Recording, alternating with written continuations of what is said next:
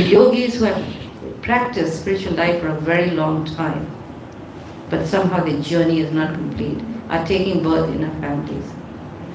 Which means our biggest responsibility is to complete that journey for them, to help them complete that journey.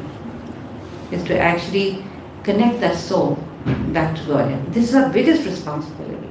We have other responsibilities too. Because we didn't decide that these children will come in our family. Did we decide this kid was meant to be? No.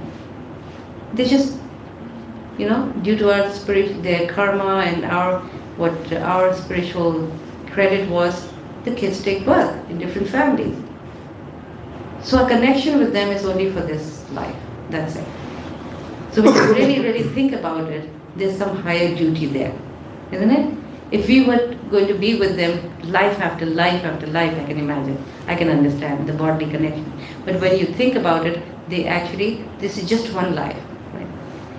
But the connection has to be there, the love has to be there, the affection has to be there, everything has to be there. But something beyond that. In other words, we have to see them as spirit souls who haven't somehow finished their journey. Okay, so this is what Srila Prabhupada, and that's why he wanted these children to be really treated nicely, to be given the best form of training. I heard one disciple of His Holiness Jayapataka Swami, he said that Maharaj one time he said that if I were to take another birth, I would like to take birth in a family of devotees, so that I can hear the holy name from day one. Imagine, so humble, right? I mean, he's par excellence. I mean, he's, one time Prabhupada introduced him as an associate of Lord Chaitanya, who came here to help, the movement, right? So many things. But you can see the value that these people who are such pure souls, the value that they put on this birth, how special this birth is.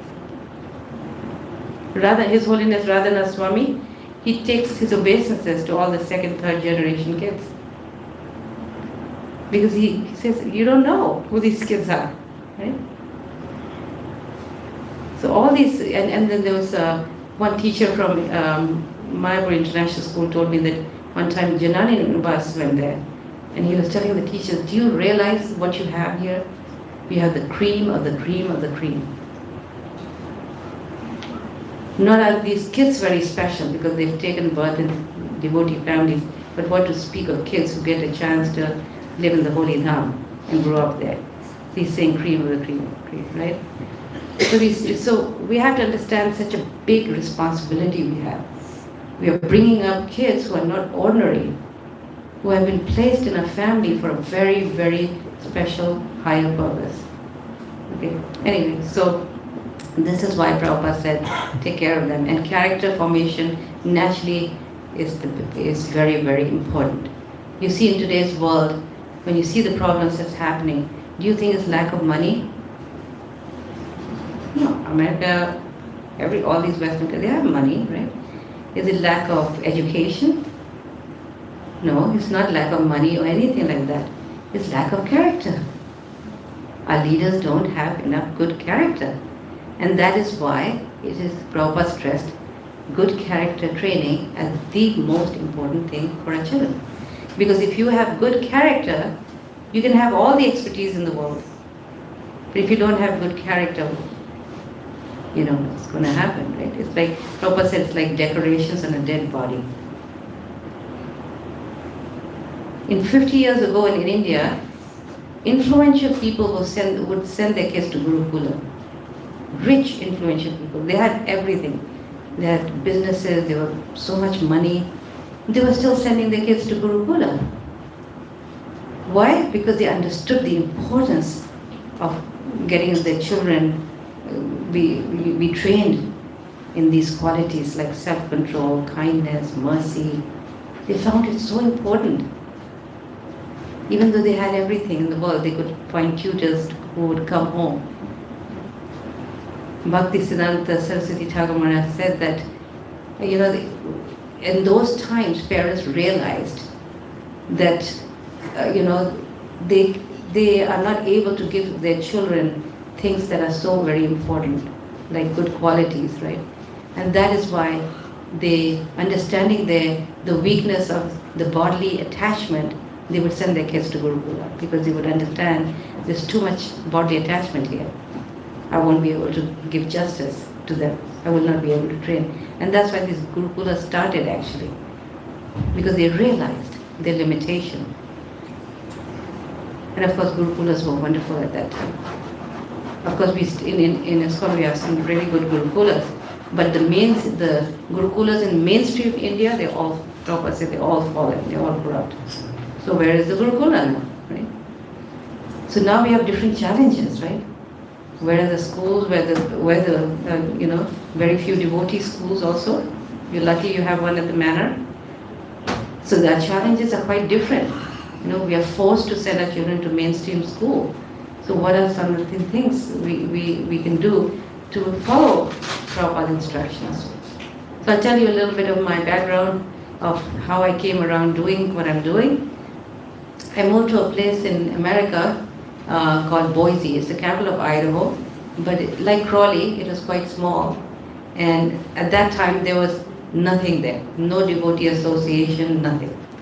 So my husband got a job there, so we were forced to move, and we were devastated. I was thinking, what am I going to do? No association, nothing. Well, Krishna was telling us something. If you want association, then create association. So we had to start at the center, and that's where my children. They were very, very little when we moved there. So when they turned 5, I started thinking about a school for them.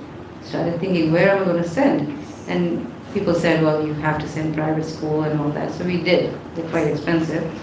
And so they went to school for about 2 years. And then because it was a private school, we were allowed to go and do volunteer work, sit in their classrooms, do things like that. And so I don't want to go too much detail into this, but just in summary, after doing all that and observing closely, I realized that schools I found it unsatisfactory, both materially and spiritually, morally, both.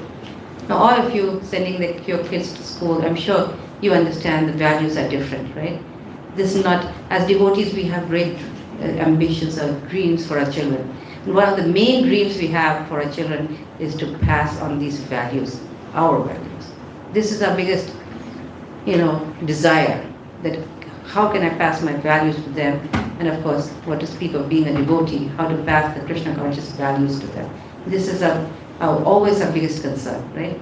Even when children are going right now to mainstream school, this is always your anxiety, right? Are they missing out on these things? That is so important, that I got from India or somebody else.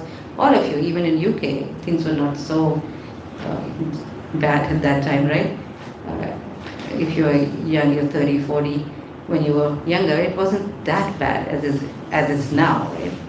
So we all have that desire to pass on those values.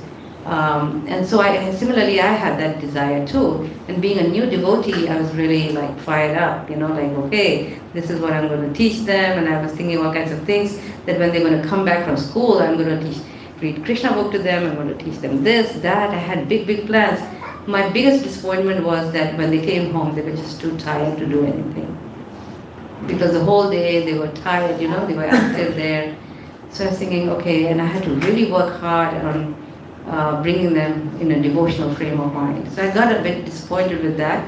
And also, like I said, I once sat in my older son's class, and it was a math class, and he finished 20 minutes earlier, his math work, and he was sitting there quite bored. And, so I was thinking, oh, schools are really, there's 30, 40 kids in one class. How can the teacher cater to every child, right? It's not possible. It's not humanly possible. This system of education that we have today is only 50 years old. It used to be this mass number of children in one classroom with one teacher. It's not been like this always. It used to be more a tutorial system of education. And today you see that in Oxford and Cambridge. It's so unique because they don't have the regular system. They have a tutorial system, and it's very effective. My children went to Oxford, so I know. It's just one teacher with a few students or individual, one-to-one. And it's very powerful because there's so much interaction back and forth. It's not a monologue where the teacher speaks and the student thinks. The student is thinking, teacher is brilliant, but I'm a fool. Because this is, if it's a monologue, then it's more like that, I just don't know anything, the teacher knows everything. But the tutorial system is very different. It's more, it's more interactive, where the child is able to communicate and learn in that way. Even though the Vedic system used to be tutorial. One teacher, 10 students or something, and kids would be of different ages. So the child is interacting with children of other ages. He finishes work, he comes over to the teacher interacts with the child, explains or whatever. So all this is, so sometimes we think like that, right? This is the only system, right? That's what we think, it's the only system. Unless you're sentenced behind a desk for 8 hours a day, how can you be educated, right? But the real education happens away from the desk. It's not all about books, right? Education is a lot more. So anyway, so we did that, and so I pulled them out. I was morally also. One day my older son came back home and he said, "Mom, do you know what happened?" I said, "What?" "My teacher spelled God with a small G." That was a big thing for him,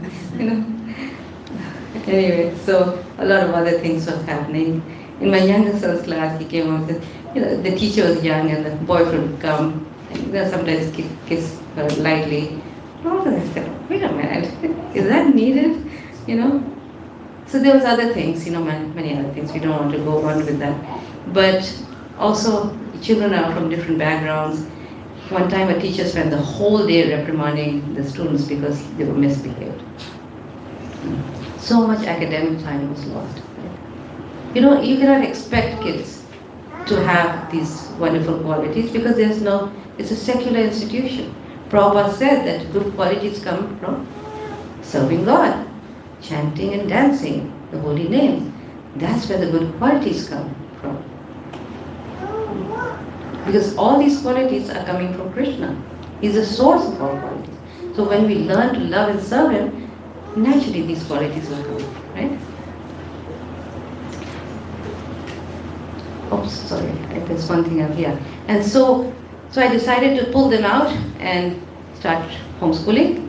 And this was a real scare for me. You can imagine during that time, when I was raising my children, there's no such thing as home education among devotees at least. And I was looking for an alternative way. And this was the way I was thinking, was the only way I was thinking. And so being very nervous, and I didn't want to play with their life and things like that, like typically we think. And so I decided to try it out in summer. In America, you have 3 months off in summer, 3 months altogether. So I thought I'll try in summer. If they do well, then good. I'll continue, otherwise I'll put them back to school. And so in 3 months, I got a curriculum for that grade for both of them, and I started teaching them. And in 3 months, we finished the whole year's curriculum. It was done. And they were studying like 2 hours a day. Now, it's not surprising. Why? Because there's so much quality there. Right? In the whole day in the school, do you think they would do more than 2 hours of actual study? Do you think? It's not possible. Even less. What you do in 1 week, they would probably take several months to finish. Because there's so much quality. There's so much, you can spend time. And we had the whole day after that to do so many things. No matter, whatever you wanted, you could do. Children like to, one kid is interested in harmonium or he's interested in whatever instrument or anything. He can excel in that because there's so much time. And this is what the advantage was. And so I said, okay, after they finished and everything, I said, well, this wasn't bad. I think I can do it. And then very gradually I got dissatisfied with getting with the outside curriculum because I was stuck with those books. Sometimes they were ahead in one subject, but I still had to teach them from those books because you can buy a whole curriculum of books in America, you know. So anyway, I threw that out, and then I wanted to teach them from Srila Prabhupada's books. And that is the second part of my seminar, the academic curriculum. Okay. And remember, I was a new devotee. I didn't know what I was doing. I just had that, you know how a new devotee fever is like. You want to do so many things with your kids. You want to teach them so many things, right? So, and you feel very inspired, all that. So I started teaching them Srila Prabhupada's books. And eventually these books came out, the curriculum books. What are they? They're not here. Yeah. So anyway, I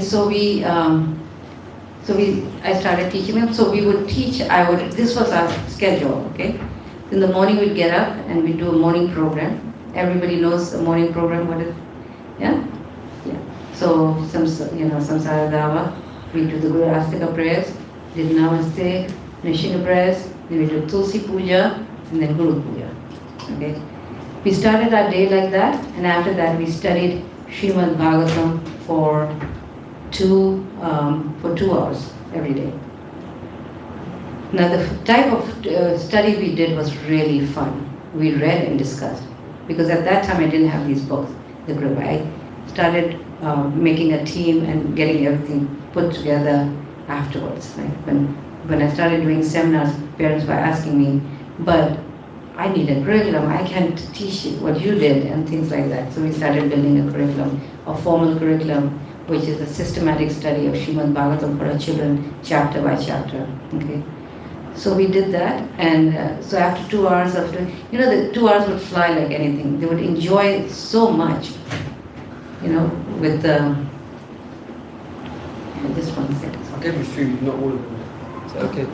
Yeah, you can just, I was just, yeah. Should I get a table for you?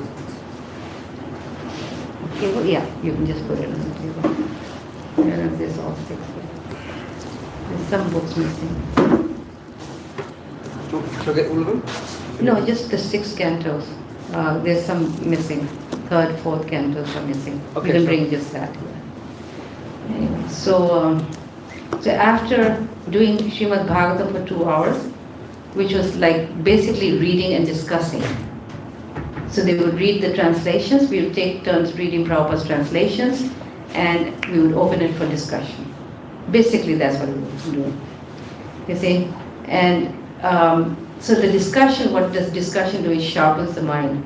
When you ask questions, it sharpens the intelligence. It encourages you to do critical thinking and all that.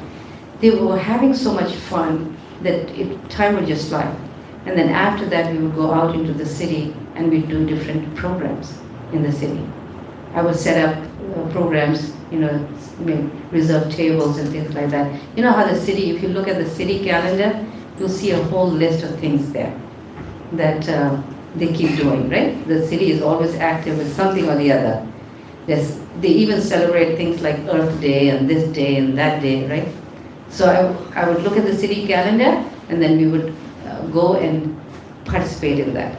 We'd have tables, we'd distribute books, we'd distribute cookies, and then we started doing other programs, like we were going to schools, presenting our philosophy there. Elementary schools, and then we call it elementary, secondary schools, all these schools.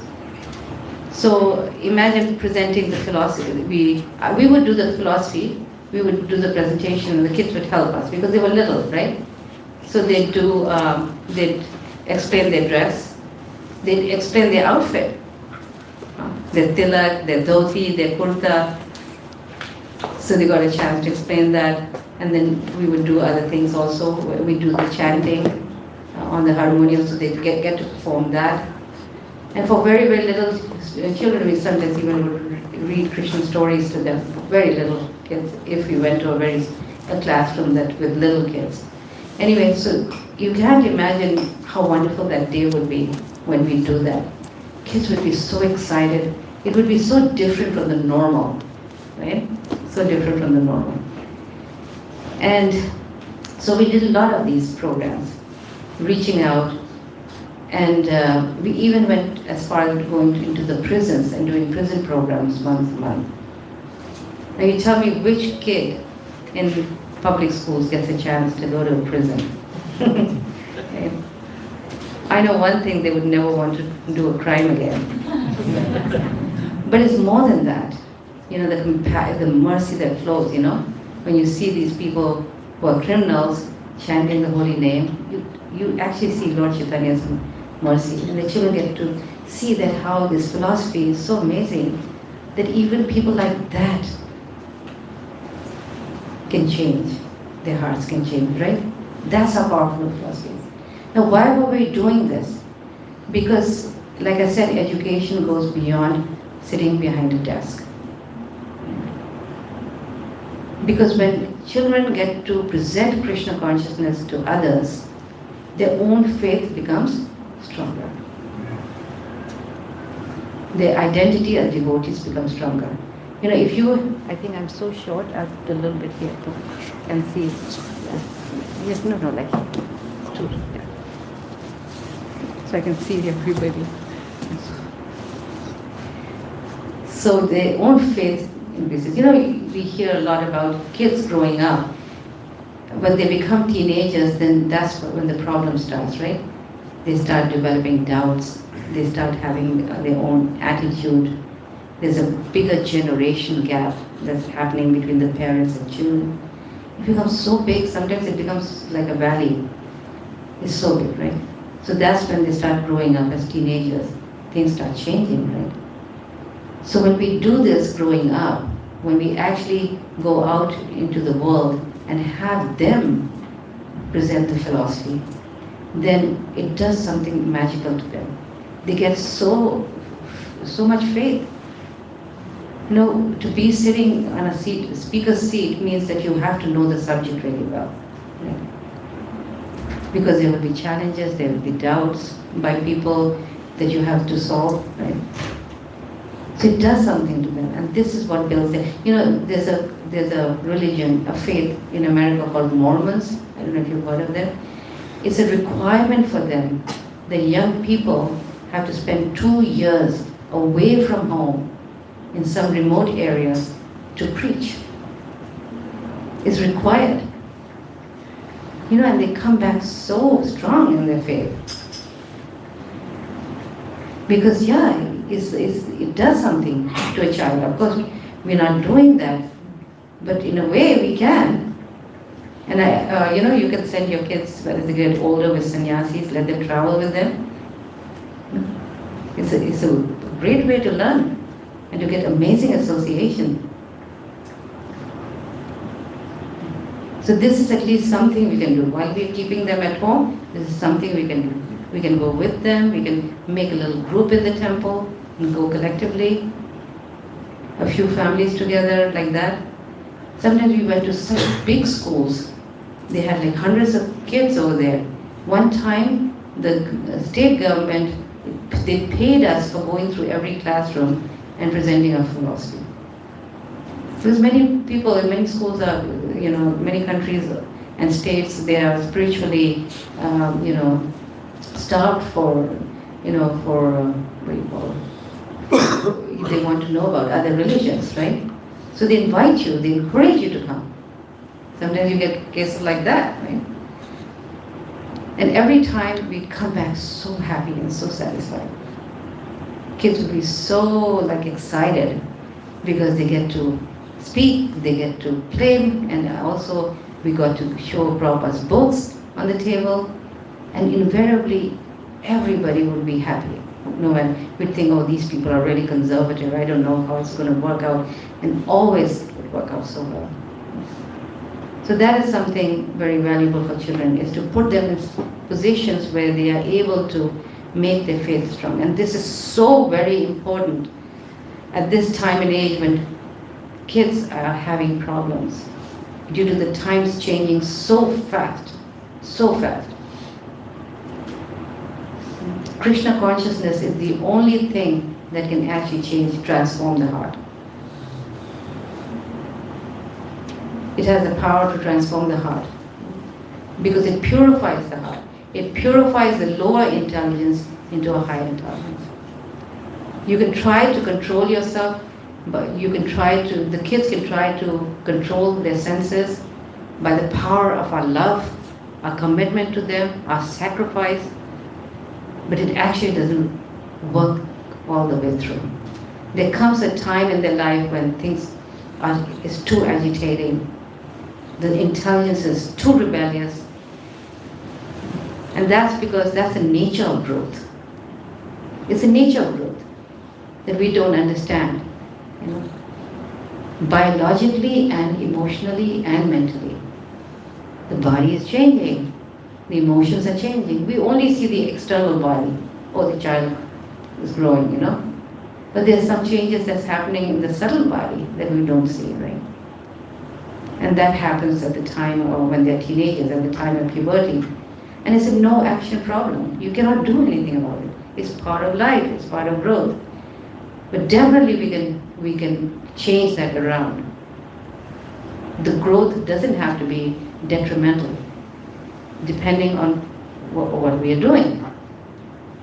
But the growth has to be there. The changes have to go. And by denying it and saying that, no, this cannot happen, it's not going to work. Right? It has to happen. But how we can channel that into something so constructive and wonderful. Children don't have to go through generational problems. We think it's a must. Every child should feel like a different species of life or something.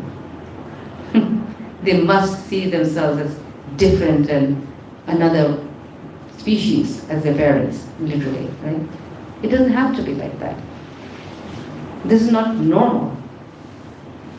There has to be some, there's going to be some gap, but not to the extent that we see today. Today, what is happening today among the youth, among the people, children? They consider themselves a whole different people who own music, they have their own music, their own language, their own food. They don't relate with the parents anymore, right? But in Krishna consciousness, what Srila Prabhupada has given us, there is no need for that. We have the same music, we have the same dress, we have the same language. Where is the gap? If we do it right. If we train them in a way where they feel connected to all this. Right?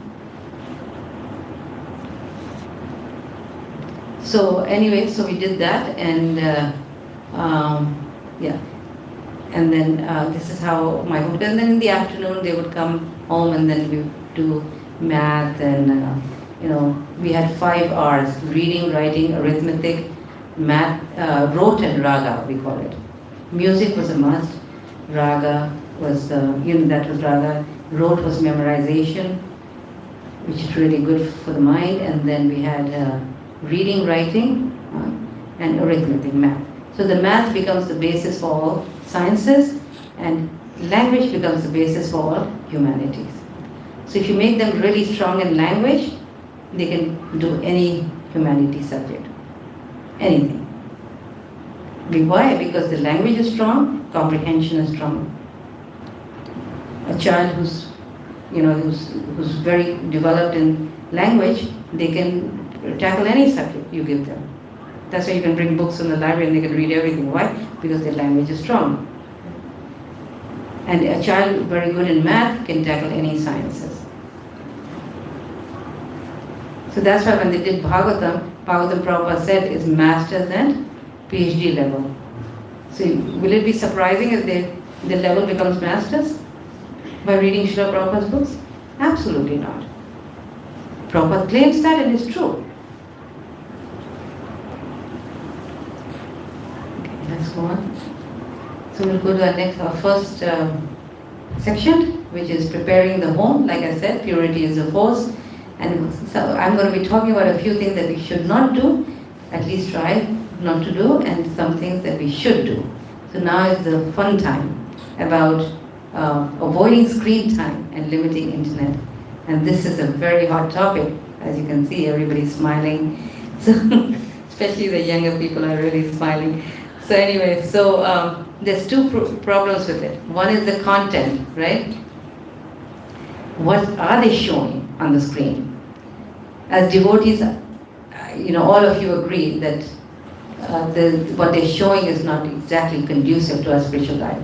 Why? Because it's breaking all the four regulative principles. Anybody has any doubts about that or challenges? It's all about meat eating, illicit sex, gambling, and intoxication. Everything.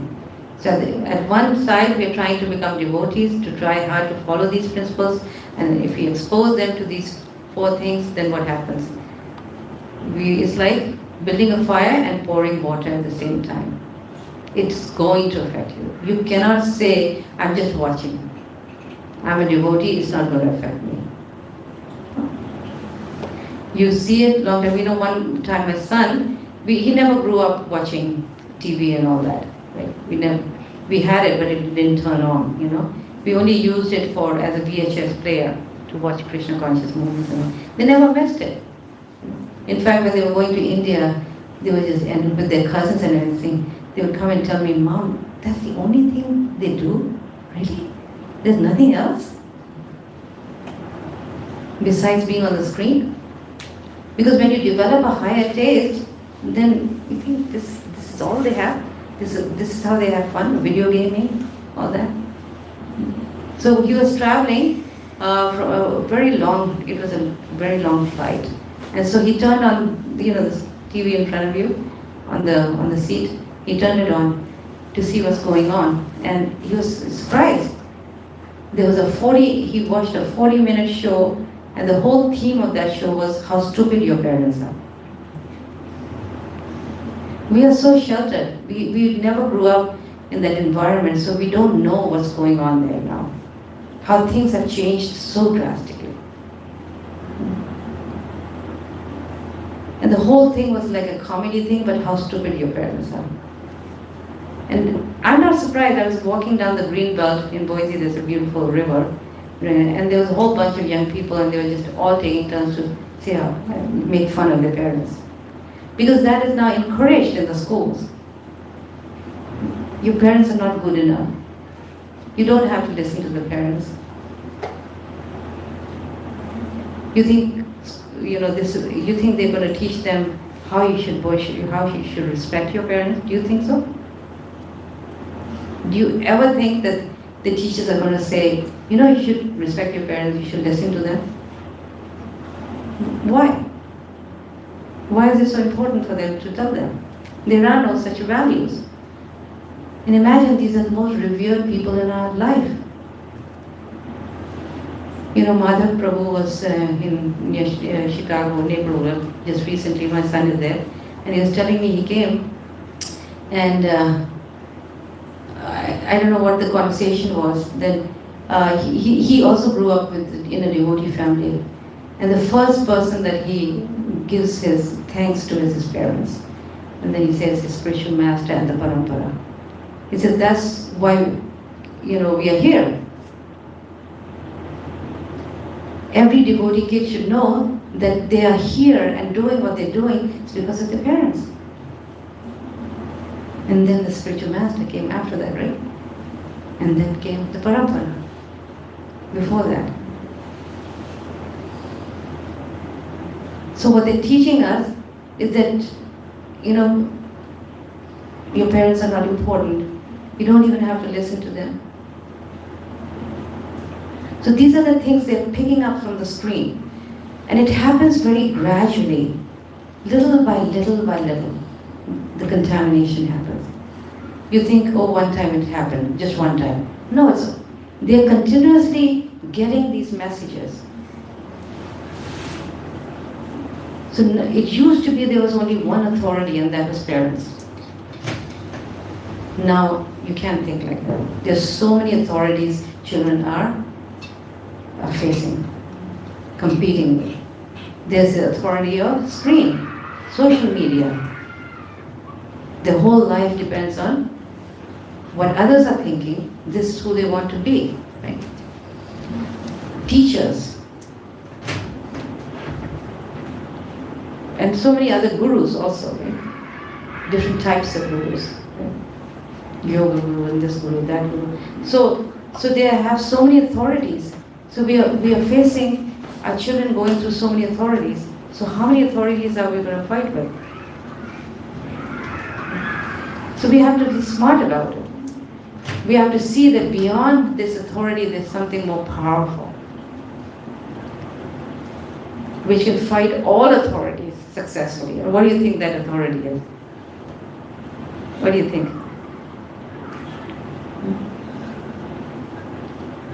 Krishna, the divine power. The divine power. When times get rough, and this is the only thing that works, is Krishna consciousness, is the divine power. Even children who are feel commitment are committed to their parents, and parents are committed to their children. That commitment, if the children's commitment to their parents, if the parents are virtuous, is wonderful. In other words, our own example is so very important. They're committed to us, but who are we?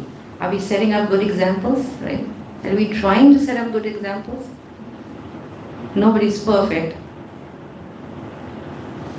Just remember the story of Karna, right? He was so committed to Duryodhana, but he was committed to a person who was not virtuous. So what was the result? So only commitment doesn't work. Commitment to who? Virtuous or non-virtuous? So that is a big step, a good step for our children, because at least that commitment brings them back a little bit. But like I said, there are times when even that commitment fails. When the force is too strong, they cannot fight it. And that's when divine power helps.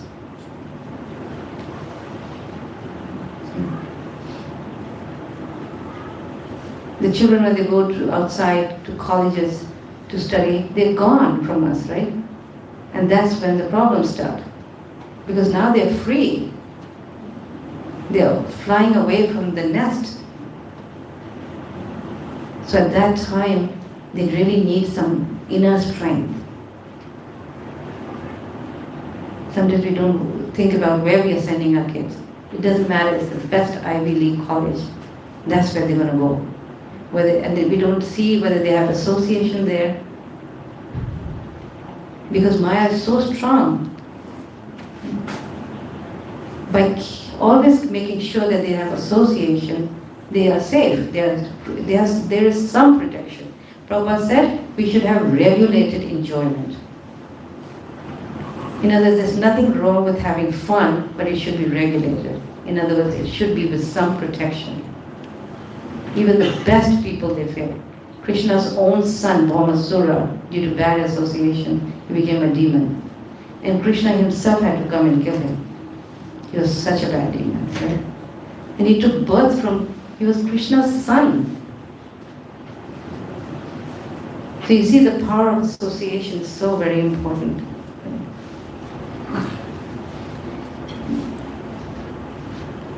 So talking about, sending them to colleges, my son, they came to Oxford to study, and, there's a very nice incident that happened with my younger son.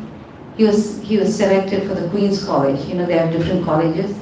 I was in Cambridge yesterday, and they have these colleges also, different, you belong to one of these colleges. So he says that it was his Queen's College, but the Queen never came, of course, but it's called Queen's College. And they had that first day orientation, where all the kids, the new kids, get together and sit together on a big oval table. And the provost comes and he talks to them, reads them. So he came and he addressed the students, the new students, and he said, very nicely, proudly, Oxford is a drinking college. Drinking is our culture, and today drinking is going to be part of your culture. This is Oxford University, one of the top universities. And then he passed on the glasses of wine to everybody to drink and toast. My son is sitting there. Of course, he's not drinking. And everybody else is drinking 1 glass, 2 glass. By the way, people say that a little bit of screen time is good, a little bit of TV is okay. Just they compare it to wine. Wine is good for you. 1 glass is good for the health, for the heart. But who stops at 1 glass? Right? That's the problem with television and screen time. You cannot stop. It's addictive. Anyway, he passed I have to finish this suspense, right? What happened after that, right? So they passed the glasses and they started drinking. And everybody noticed that my son wasn't drinking. There was just a few new students, right? So they all started getting after him. And they kept pushing him to drink. They kept pushing and pushing. He says, come on, Gopal, come on, drink, man, drink. It's not going to kill you. It's not going to kill you. You can't even take a sip. What's the problem? Try it, man, try it. If the pressure was so strong, so heavy, that he didn't know what to do. He thought maybe I should just take a sip and have them be quiet or whatever. And just at that time, you know how Krishna protects you? And one kid got really drunk and he says, come on man, just leave him alone, leave him alone. And the whole pressure died. And he was left alone. And at that time, he was saying through his mind, what was going through his mind was, what is my spiritual master going to say? He was initiated by that time.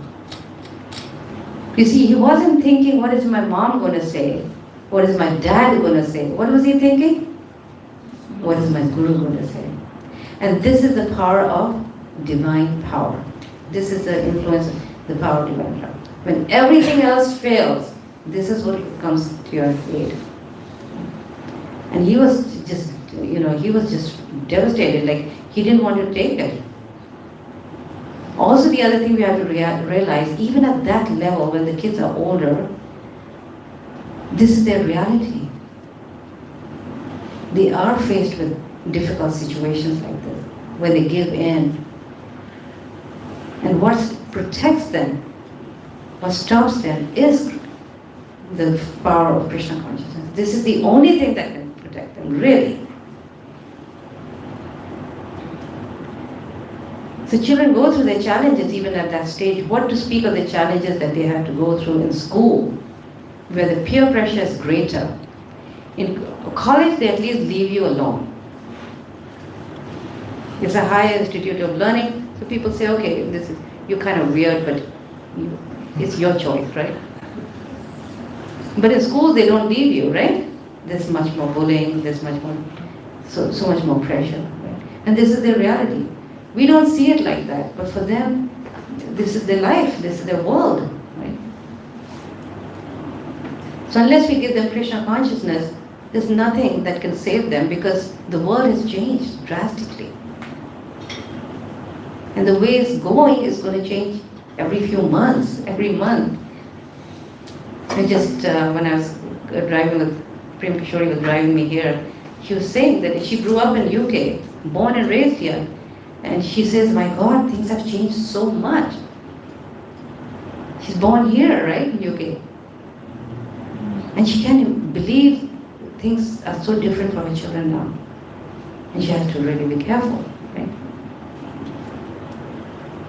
So we don't want to be a rabbit where we dig our faces in the ground and not think about what are all the things. We have to be, see what reality is, and what is, in a way, is really good, because we take shelter of Krishna more, right?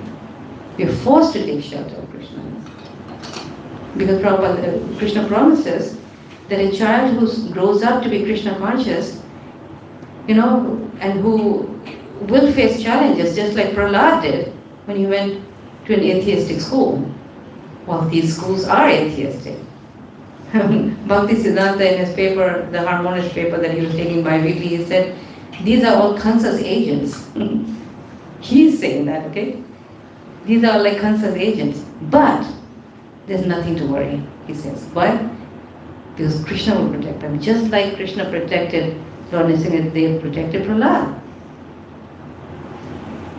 It was an elite school of demons, right? And he protected Prahlad. So Krishna will protect our children if they take shelter of Krishna. Why he will not protect? Why are we so afraid of making them into devotees? We'd rather water down everything just so we think they can so-called fit into society. We are so scared of making them into devotees because we think they won't be able to fit into the world. We think that if they don't experience this world out there, by moving out there and being there, how will they experience life? How will they know what's there? But Prahlad, he heard everything in the womb of his mother. And he was preaching so strongly to his father. The first time when he came home and his father asked him, "My dear son, what did you learn?" And because he had a hellish family situation, he said, "My father, family life is a hellish situation. And if you keep on staying here, you'll become a worse demon. Better you get out." What do you think this child learned? Through scriptures, through the process of hearing. In Prabhupada's books, you will hear all about the nature of this material world. Even in Krishna book, most of the book is all about the sufferings of this material world. Because really you cannot love Krishna unless you understand what the nature of material life is. Prabhupada gives plenty of that. And to understand what's in material life and the sufferings and the things that are in material life through the eyes of scriptures is much, much better than throwing our kids out there to learn and experience. They have to be there.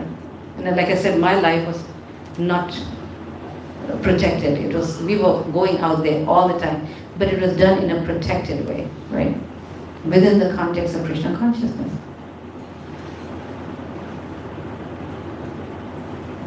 So it's not like we isolate our children. I never believed in that. But we insulate them, right? So anyway, so these are the things we should try to limit, because there's a lot of problems now. The content is a problem, but also the medium, the way it's given, it makes the brain lazy. Why? Because it's a one-way download from the screen to the brain of the child or the adult. There's no interaction. So the brain loses its capacity to reason, to be creative. It becomes lazy. They've done research. I'm not inventing all this. They've done all this research. So brain is like a muscle. If you don't use it, what happens to the muscle? It becomes useless. Right? The muscle has to be used, and the brain becomes lazy because there's nothing to, everything is given to us. Visually, sound, everything is given to us. There's no need to do anything. That's why they've done studies. The children's math and skills are going down, and English skills. So we don't want this kind of passive learning. We always grew up reading books. This was not an option for us. So it's very, medium is bad because it's very addictive. It's very difficult to give up watching after you watch. You think you're going to watch for 10 minutes. What happens? You watch 10, 20 minutes, half hour, 1 hour. You keep, it's getting more and more and more and more.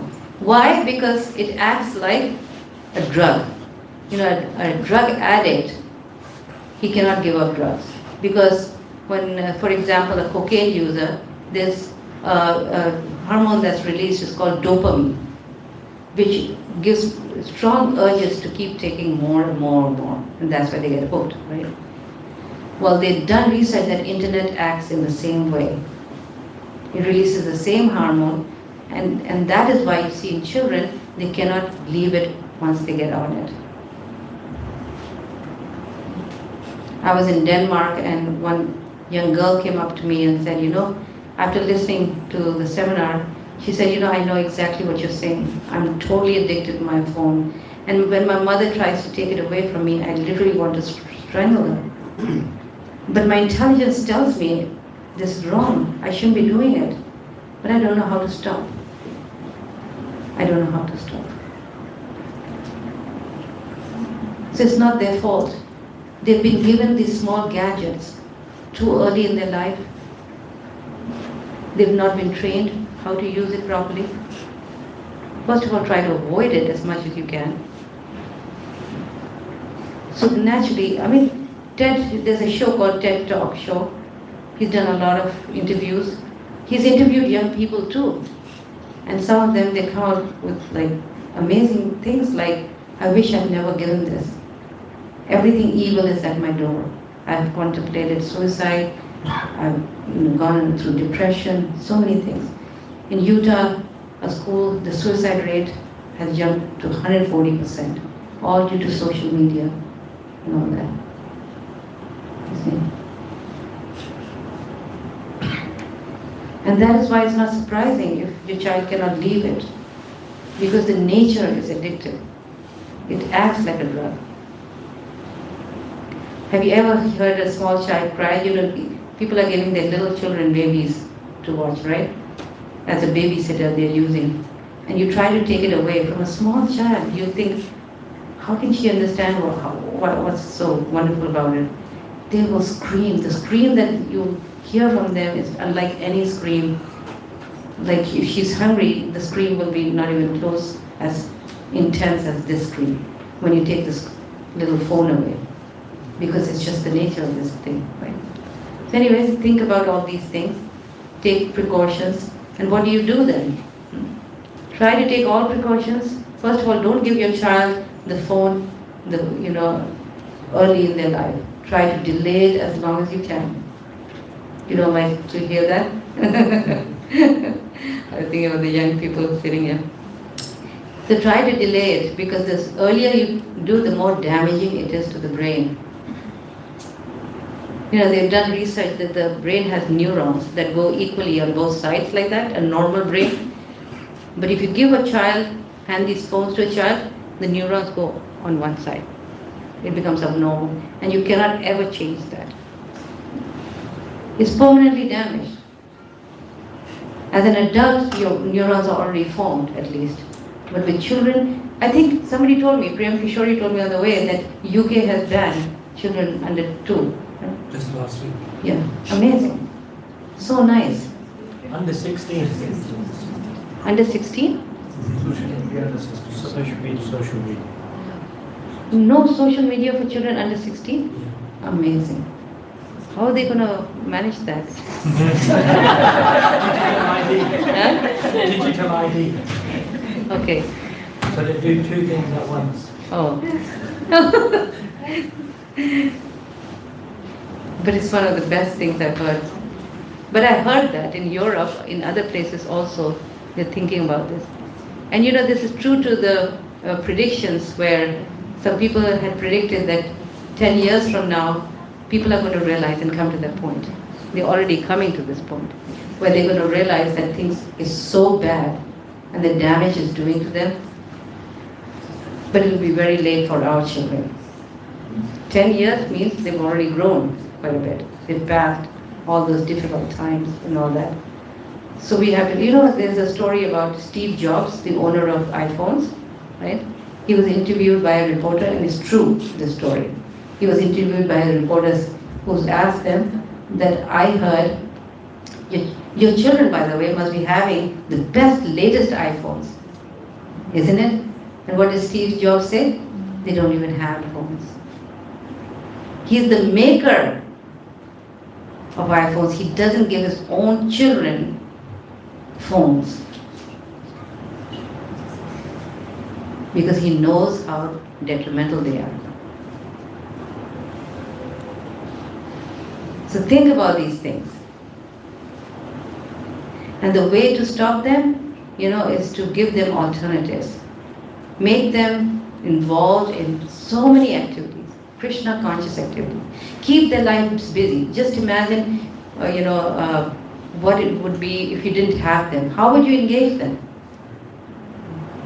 There used to be a time when parents, the family would sit together and play an instrument like the violin. Everybody would sit around it and enjoy that. Nobody spends time like that anymore. And that's why you oh, if they don't, these people have taken up all the white space, we call it. The free time that a child would have is called the white space. They don't have any free time anymore. The free time is just this, right? So all the creativity is finished. To be bored is a very good sign, because that's when you become creative. I'm bored, so let me think of something. What can I do? How can I pursue this kind of hobby? Let me maybe make a table, construct a table, do something with my hands, make a garden, grow some flowers. It's when you're bored. It's not a bad thing for children to feel bored, but it depends how they're filling that boredom with. But now these people have taken away all that free time, because that's the only thing they want to do is this.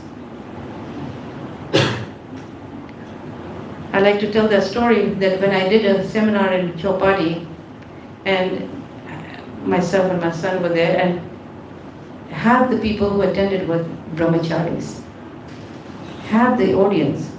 And we're thinking, why are they here? This is a seminar on parenting and grihastha life and all that. And they said that, no, we want to hear this because we're very worried about our grihasthas, their children. The parents, very good devotees. The children, they don't even want to come to the temple. This was in Mumbai. When the parents came for seva, they would be stuck at home. And guess what they're doing? They're on their phones. And they're very worried. It's a very serious worry. When I was in Chile, the temple president told me, in South America, the temple president told me they lost a whole generation of young kids. Because they were going to mainstream school. Too much association, strong association there. These are devotee kids. They've lost them. I travel all over the world. It's the same problem everywhere. Everywhere, same problem. One parent came crying to me in Delhi and said, I just found out that my kid is addicted to pornography. And that's because he's been browsing so long on the internet, and you end up with sites like that. The kids, they're not looking for that. The kids are not bad. It's just the nature of this medium. It's the things out there. Immediately get into sexual association. That's the first thing. And they design it like that. So many kids in America, even younger than 10, they're addicted. And just innocently. But once addicted, they can't get out of it. Because they're scared to tell anybody. So we don't know, right? Things are happening out there. This is happening in India. Another parent in India in another temple told me that my 18-year-old son has got clinical depression. Obviously, they should have done something before that, right? So we have to be very well educated. We should be smart. We should be educated about the things. We should educate our children. We should not be afraid of putting in softwares to control what they can watch. Nothing wrong with that. It's like a knife. You don't give a kid a knife to play with, right? The kid may be crying and crying for it. I know many parents have done successfully, have tried to manage that. Many parents have done this, devotee parents I know. And spend a lot of time with your kids, do beautiful Krishna conscious things. Prabhupada has given us a process. There's so much there. What are some of the things young people can do? Yes? I have both kinds. Huh? Like board games. Yeah. There's even a home Krishna board game. Yeah. Okay. Yeah, we have so many of those, right? Then besides that, they can, they can do dramas in festivals. Just about every day is a festival for us. Find opportunities. Play practice is so nice because all the time when you do play practice, you're absorbed in that leela. So there's dramas, there's festivals, there's cooking, there's cleaning. What to speak of giving classes, kirtan melas. We have to get our children involved. We have to become creative and see how we can engage them, how we can involve them. Okay. If you make them active and involved, they get an alternative and a higher taste. If you leave them alone while you go around, I notice that how some parents are just so worried about their own life, and how everything they want their own space or something. But, we opted to have children, right? We need to sacrifice both parents. I'm not just talking about mothers or both of them. It's a sacrifice, right? And the more we sacrifice, the more better results we get. It's very simple. If you're not willing to put that energy in, that's the problem. I was in Chile, and there was this young boy, not Chile, sorry, Riga, Latvia, is in East Europe. And I went there and I stayed with this family, Latvians, for 1 week, and very nice devotee families, raised their children so nicely. She was telling me the story that her boy, when he was 14 or something, he ran away from home. He was going to a mainstream school, and he got influenced by that association there, and he ran away. And she was devastated. She was shocked. And then after several months, he came back. And then she asked him what happened. And he says, well, the reason I came back, I missed your food. He missed his mom's cooking. That brought him back. So all these things that we do, we think, oh gosh, they all pay off. They all are rewarding. They're so powerful. Don't think that this is all that I do all day, or the man thinking this is all that I do. No, it's every little thing counts. Prasadam is so powerful.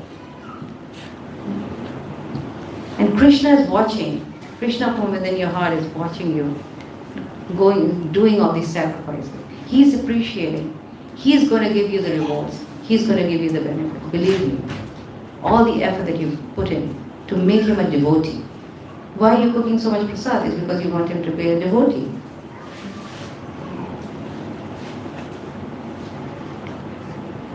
Now these are the positives. I'm going to go through really fast.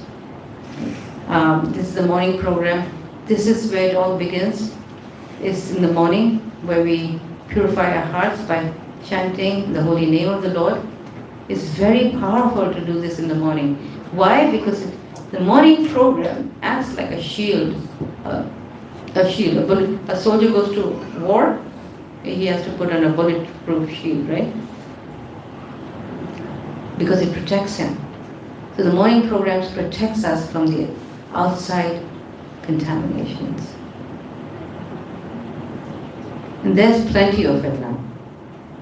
So it gives you that inner strength.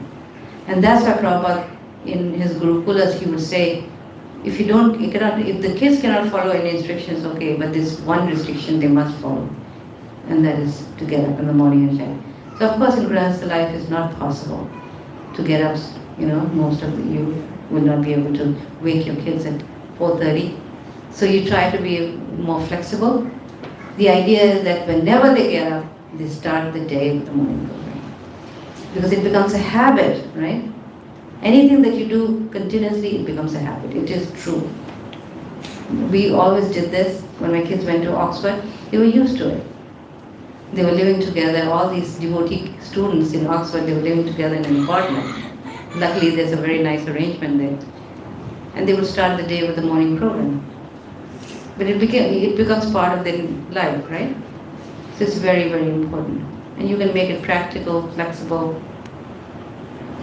Eating prasadam, we just talked a little bit about it. So very important. Food affects our consciousness. It's very important. And how do you do that? It's very difficult also sometimes when they're going to school. There's birthday parties, cakes coming with eggs in it. So many things are going on, right?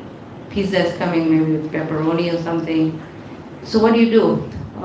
We used to, anyway, if they're going to school, you have to cook and give a substitute to them, right? If they're having a pizza party, then you have to make a pizza and send some slices with them, or a substitute for. I know this one little girl that I'm staying with. She goes to Krishna Avanti, and all the teachers, of course, it's Krishna Avanti, it's not like a mainstream school.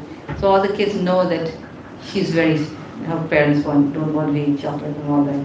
So they all have something else for her, jello or something for her, and all that. So anyway, people do adjust. They realize that kids, they have special diet needs, right? So you can do that. And also what we would do when we had to go to office, my husband had to attend office parties. We had parties for Christmas and all that, and we all had to go for that. So there was something that we adopted where we would tell people, if we got invited, we would tell people we don't eat in a kitchen that cooks meat. Because if you tell them that you're just vegetarian, then they'll put things before you which is not vegetarian, but they think it's vegetarian, right? They're putting in eggs. Many people think eggs is vegetarian. Many people think fish is vegetarian. So you cannot say you're vegetarian. You have to say that you don't eat meat, and you don't eat food which is cooked in a kitchen that cooks meat. And this is something we, as a family, we did, right? But even better, what we did was that any place that we were invited to, I would take like 2 big pots. One pot would be full with pakoras, and the other one would be full of vegetable rice. So everybody could have prasadam, and we would eat to our fullest satisfaction, especially the kids. You give them pakoras and they're just happy, right? So everybody was happy. So when if you're invited to a party, this is the trick you can do. Take 2 pots, one with pakoras and one with vegetable rice. Try this. We've tried it for years in our family, and it always works. And the children, they're happy. But again, there's more than that. You have to also, that's the second part where you have to teach them, you study Shastra with them, because the intelligence has to be fed. They have to be convinced why they are different from others. Others, they feel, isolated, right? They must know why they don't do that, what others do. That conviction comes through philosophy, through Shastra. So books are the basis. These were the ways where they can, internally, philosophically become sound, where people, if they question them, they know what to answer, right? People will question them. But they may have. You've heard of the Kerala story in India, when it happened? They were converting all these Hindu kids into Muslim and Christians and all that, right? And they were targeting Hindu kids. Why? Because they were the weakest. They didn't think that Hindu parents didn't think their kids need to know anything about their philosophy or their religion. And they were easily being converted by Muslims.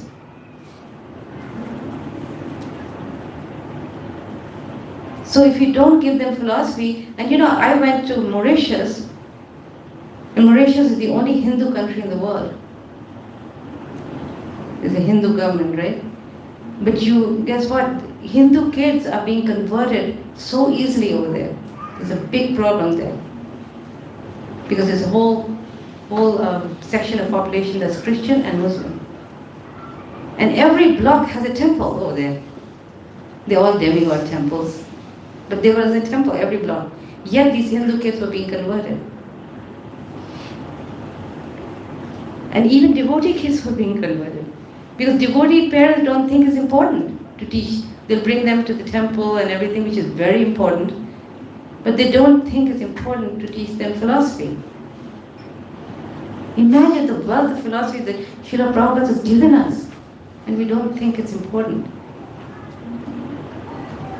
And this is the time they have to read, because this is the time where the conviction has to become strong, so that they can manage, face the challenges that's put out to them.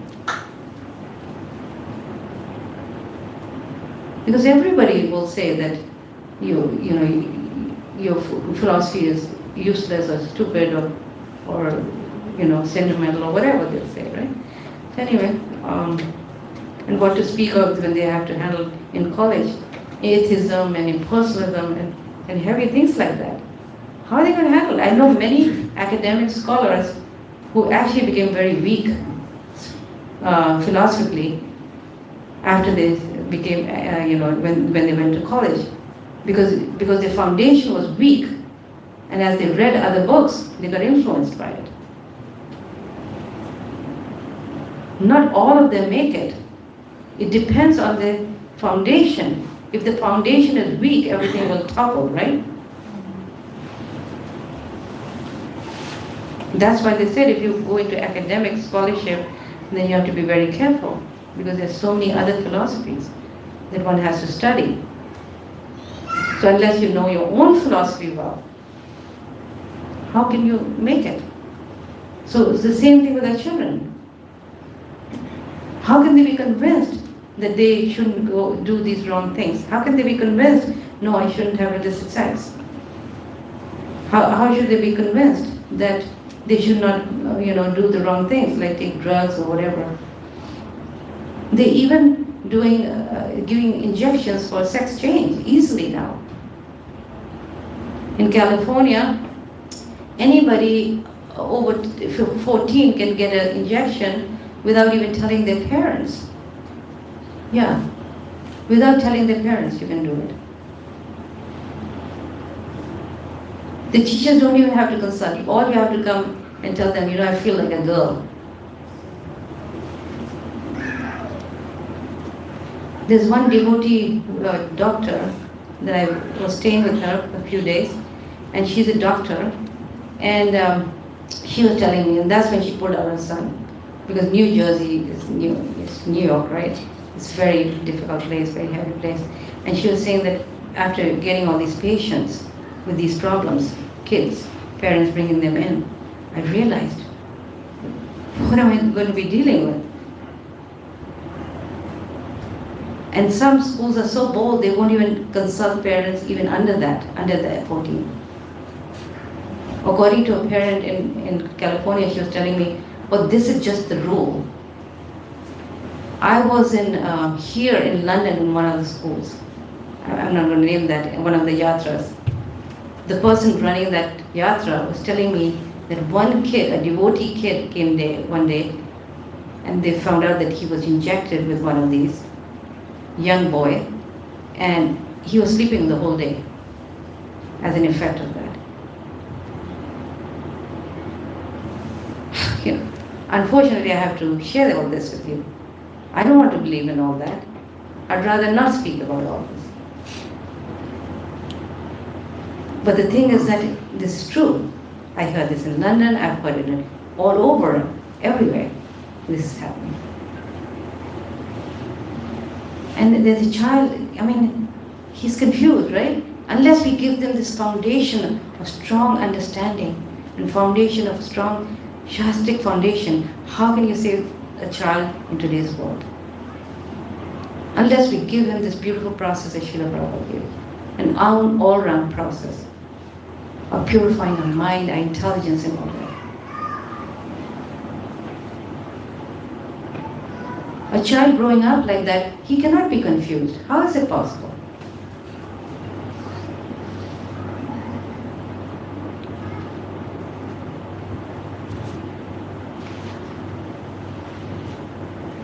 Good association, very, very important.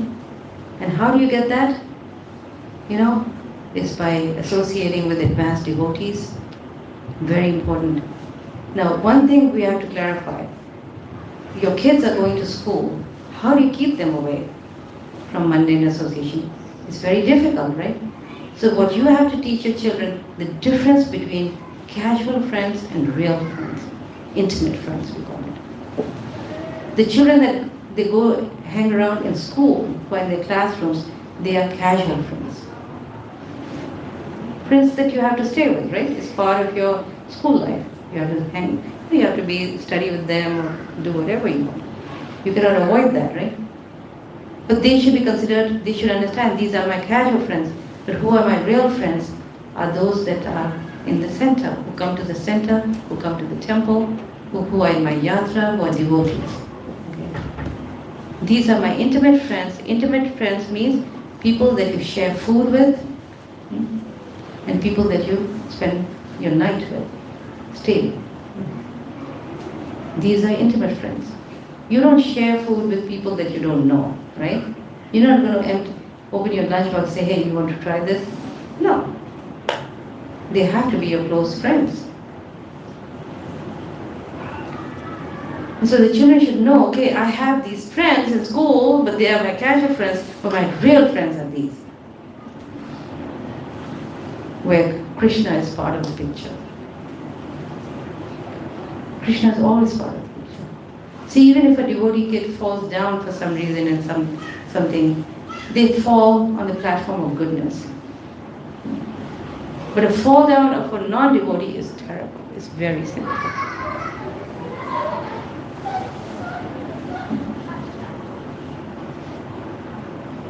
It's degrading. That's why good association is so very important. Of course, we become close to those friends too. But child should understand, and again Shastra comes, why am I devotee? Why this is better way of life? Liking somebody doesn't mean we need to follow them. These are two separate things. I like this person, they are my friends, but I don't follow them. And why I don't follow them, that understanding comes through Shastra. Otherwise, it's very confusing for them. It's difficult for them. It's not fair on them. Because we're asking them to go to 8 hours a day to a different environment, but we're saying, wait a minute, that is hellish. It's not fair. It's very conflicting for them. We have to give them an environment that matches what we are telling them, right? Which we cannot do. So that's why they have to understand it through logic, through reasoning. So there's many ways you can do it, through association in temples, Harinam, festivals, Sunday school, plays, dramas, and also a lot of adult association. The association with sannyasis and these powerful personalities is so very important. Even if if they get older, you let them travel with them, or they join the brahmachari ashram for 2 weeks in the manor. Very, very important, because it does something to them. That is so very important, right? So we'll move on.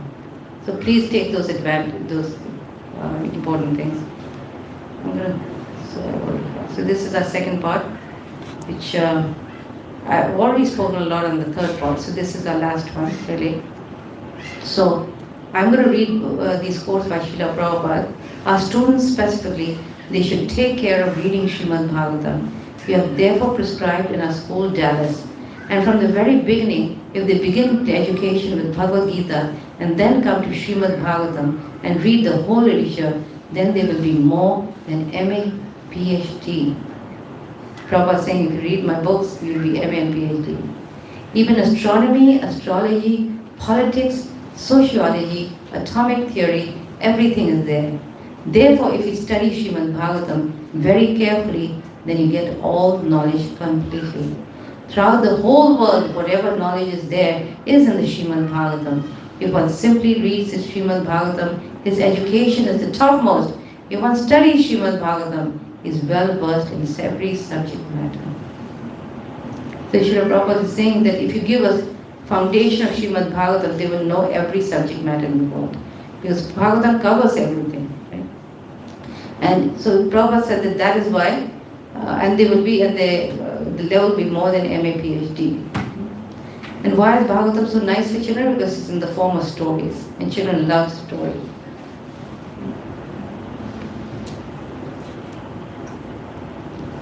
So, spiritual benefits from reading Srimad Bhagavatam, good character training. There's certain things, they're not just moral stories, there's some things you cannot teach a child. Can you teach a child how to be grateful, for example? You try. Try teaching a child to be grateful. It's very difficult. How do you the child cannot fathom that if you tell the child you should be grateful because I've done so much for you, it's very difficult for them, right? But you teach it through Srimad Bhagavatam, it acts in a different way. Right? There's a story in the Dhruva Maharaj, right? You know about that. When Dhruva was going in the end in that airplane, right? He wouldn't sit on the airplane. Why? Because he was asking that his mother should go also, right? And that was only because of gratefulness. And it was something, he was feeling so grateful because she kind of put him in the right path. He saw Krishna because of her, right? But when the plane came, it was 36,000 years later. Yeah, because he saw his mother gave instructions when he was a little boy, 5 years old. And then he went to the forest. He did 6 months of tapasya. He saw Narayan face to face. He comes back. And then he becomes king. Krishna ordered him. He didn't want to become king. He just wanted Krishna's association. But Krishna said, no, you have a job to do. Your father has left the kingdom. You have to do that. And so he had to rule for 36,000 years. And after 36,000 years, when he was ready to go back, then the airplane came to him. But he wouldn't sit on the plane because he wanted his mother there. Out of gratefulness for something that she had said 36,000 years. But he didn't forget that. His guru was there, everything was there. So many people he had to be grateful about. Right? So this is a very powerful story to teach a child how to be grateful. Very powerful. So these people in the Srimad Bhagavatam, they have qualities that are not just moral qualities. It's not about being a good person. It's not about being an honest person, that he shouldn't lie or steal or anything like that. These are not the 10 commandments we're talking about. We're talking about deep, deep issues. Ethics we're talking about. Which means that two things are similar and they both look okay. Which one do you pick? Conflicting situations like Bali Maharaj, whether he should he listen to his guru or should he listen to Vaman, right? You know that story? You cannot not obey your guru. What does he do in those situations? What kind of decision does? This is what Bhagavatam tells us. This is what Bhagavatam gives us. And this is deep character. And Krishna said, Arjuna is saying, I cannot fight because I cannot kill my superiors. Krishna is saying, no, you must fight. Because I'm telling you, you must fight. Who should he listen to? Right? Krishna and do his duty towards his elders, right? So Bhagavatam is pushing us higher and telling us that to please Krishna is our highest dharma. And within that, everything will fall. Kunti is called in text 17 as the most chaste woman. Why would she be called chaste? She didn't have children through Pandu. She had through the demigods. Why is she called chaste? Pandu even died. She's called chaste because because of her chastity to Krishna. She's known as the most chaste woman. And within that was a chastity to Pandu. Draupadi was the most, she called out to Krishna. because she realized nobody else can help her, so she called out to Krishna. These are the 6 items of surrender, and one of them is to always think that Krishna is our only protector. And she calls out to Krishna, and Krishna comes as a sari, incarnates as a sari. But she's glorious as the most chaste to Krishna, and also as the most chaste wife. Even when her husbands couldn't protect her, she remained loyal to him, right? Through all the troubles, she was so loyal to her husbands, right? That Krishna rewarded her to be the queen of Hastinapur, you know. So within the chastity of Krishna, we will find all the good qualities. Within the Parodharma, we'll find all the Swadharma. So this is what Bhagavatam is doing to us. It's pushing us at a very high level. It's making our children understand that to please Krishna is the highest dharma. And if they please Krishna, they will automatically be the most respectful children to their parents. They will automatically be such good brothers, sisters, everything. It's not possible for a devotee to be neglectful of their bodily duties. It's impossible. It is included in that. And but to be only connected to bodily responsibilities and ignoring our responsibility towards Krishna, that is it's useless. It's not going to give us anything. It can give us only so much, right? So this is what Bhagavatam teaches us, and they become children of very deep character. Very deep. Such children can never ever forget you, they can never neglect you. It's not possible. But we don't give them that, yes, they will be like that. My spiritual master, one time was practically just in tears practically when he heard a story of how some devotee couple had just like neglected their parents or something, or sent them away, or did something awful to them.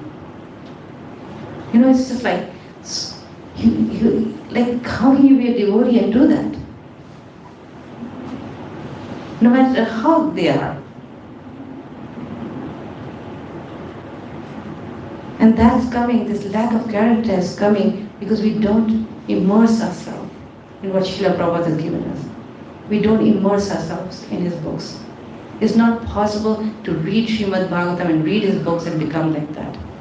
Because story after story is giving us such high examples of such deep character. Prahlad Maharaj, look at that story. It's not a book of fancy, of some fanciful something. It's reality. One is faced with people like Hiranyakashipu in this world, right? How do you deal with them? He didn't allow mistreatment to himself. Being a devotee doesn't mean you take any type of mistreatment. No, he called a spade, right? He spoke out. But even as his father did everything, he refused to hate. The compassion was there. Okay? So one doesn't need to be mistreated, but at the same time, mistreatment doesn't mean that we hate somebody. We should always have compassion for that person. Even in the end, he was asking the Lord to liberate him, right? So both strength and compassion, we see that in a person. Such a strong character. He was able to go through the worst thing one can imagine in one's life. Imagine. A father was just a demon, right? What can you think can be worse for a child? To live in a family where everybody is like, it's all about vengeance, hatred, all these things. And to be able to handle it in such a way that even his great father was defeated. these qualities of strength and compassion at the same time, where can you learn? Except in the Srimad Bhagavatam. Qualities that Parikshit Maharaj shows, right? Qualities not just of meekness or humility, the strength, how he could tolerate a curse to such a big king. And that's only because of his devotion to Krishna, right? He knew that Krishna is Krishna's will. So many things can be said. Every story is like that. How do you teach a child all this? This is not just about humility where you just, it's not about meekness. Anyway. Then the academic benefits. This is very dear to people's hearts because we want our children to excel, right? Our desire is that our children they have all the qualities of demigods. This is always our aspiration. The qualities of demigods, which means beauty, scholarship, wealth. This is what we are aspiring for our children, right? So these qualities of everything, scholarship and all these things, having the ability to have a lot of money and all these things, it's all can be had through Srimad Bhagavatam because it gives us skills, such powerful skills which become handy with anything that they do in life, any varna that they adopt, any occupation that they have. If a child wants to become a lawyer, they say the best training is to have a degree in philosophy. Schools actually in America, for someone who wants to become a lawyer, they strongly suggest a degree in philosophy. Why? Not because of the content, what they're teaching, but because of the skills that's needed to reach philosophical solutions. Imagine a child trained in Srimad Bhagavatam, what kind of lawyer he'll become. Every story is not a simple story. It's through, you have to go through layers and layers of deep thinking. What kind of lawyer he's going to become. Any profession he takes, study in Srimad Bhagavatam is going to make him excel in that. If he studies things like science from Srimad Bhagavatam, he's going to become a better scientist. You don't want him to become a scientist and get mesmerized by this material world and physical laws governing this material world. A scientist who has no faith in Krishna as being the cause of all causes. Is this the scientist you want? No. You want him to become a scientist who can who can understand the ultimate cause of life and still become a scientist. We have some devotee scientists in the movement. So Prabhupada said he can follow any varna. That's okay. His just mind becomes very sharp, so he can be able to absorb anything, everything. There's a story of, in the third canto, the Jaya Vijaya story. So that also requires a lot of, I was doing that story with children online, and they went back and forth, and so many layers they did that. So this is the methodology for teaching Srimad Bhagavatam. We can take turns in reading the translations. And then, of course, children don't have the capacity to go through detailed into purports. So we just read translations, but then we open it for discussions. Now, and then there's activities in this book to do, okay? So these activities that we have here, many of these questions are given there. And of course, there's reflection and all that. This is a page from this. There's a chapter summary, themes, key messages, higher thinking questions. These are discussion questions, analogy activities. There's drama, there's theater, there's artistic activities, critical thinking, language and writing activities, science, everything is there. And this is for every chapter in Srimad Bhagavatam, which means you can pick and choose whatever activity you want the child to do. It's not like you have to do every activity, but it's bringing the philosophy to you. This is a lot of hard work from a team of people that we create resources. We've been doing that for like 15 years now. Now we have 6 cantos for you. So in many schools they're already using it, as part of their curriculum, they're using it. They just accepted it at the Gurukula manner here. I had 2 presentations there as part of the curriculum. In Vrindavan Gurukul, they try to finish all 6 cantos before they finish high school. Mayapur International School is using it. Many Sunday schools are using it. Because first time now you have a ready-made curriculum, Now these books have also been accepted by the ISKCON Board of Examinations in Mayapur as part of the Bhakti Vaibhav program for children. And we're also rolling out Bhakti Shastri here. So all these, of course you don't have to use it just like for degrees. It can be used by anybody in any way.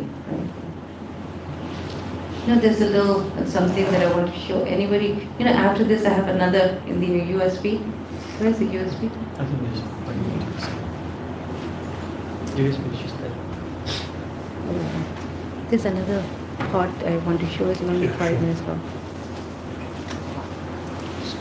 Do you want to plug something else in? Do you have another USB you want to plug in? No, it's in there. Oh, it's in there.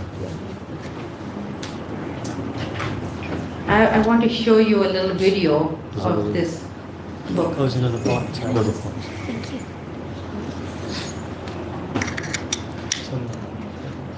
Inside of 1010.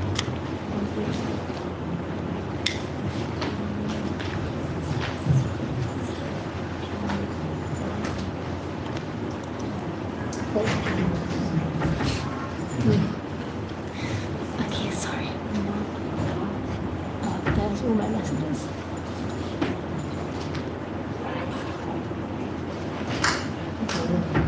Down at the bottom. We're going to show you a little video of how to use these books, okay? Oh, chapter 8, this one. This one. Double click. The sound also is needed.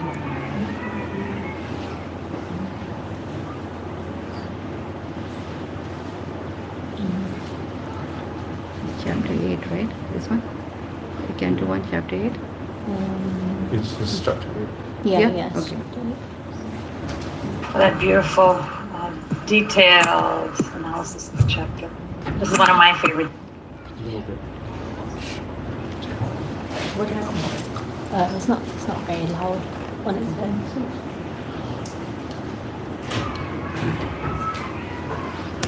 Chapters in the Srimad Bhagavatam. So, once we have completed discussing this chapter with our children, we're ready to move on to the comprehensive guide for young readers. Every chapter begins with a story summary. And I really liked how the story summary has been divided into 2 parts. Kind of makes the flow of the chapter, easy to understand for the child. And I also liked, there's a poem here, which is adapted from Kalakanta Prabhu's book, Bhagavad Purana, Pastimes of the Supreme Person.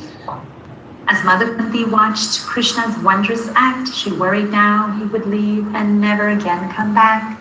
Indeed, his splendid chariot stood ready to depart, so approaching her beloved Krishna, Kunti spoke her heart. So it's just very beautifully done. Story summary goes on. My dear Lord Krishna, she said gently, please don't go. I know you're everywhere, but no one can see this because you're invisible. Even seeing you here, this material world is like a curtain. Therefore, some people foolishly can't even see the birth supreme personality of Godhead. So, nice great with the children. And then key messages. Myself as an adult reader of the Srimad Bhagavatam, I use these books to help me understand the key themes and messages that span across verses.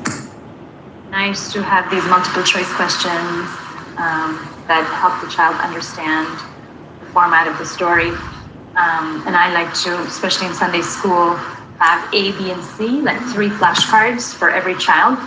And then the child can, so there's not so much noise in the class, but a child can simply just raise the placard and share with me what the answer for that particular question is.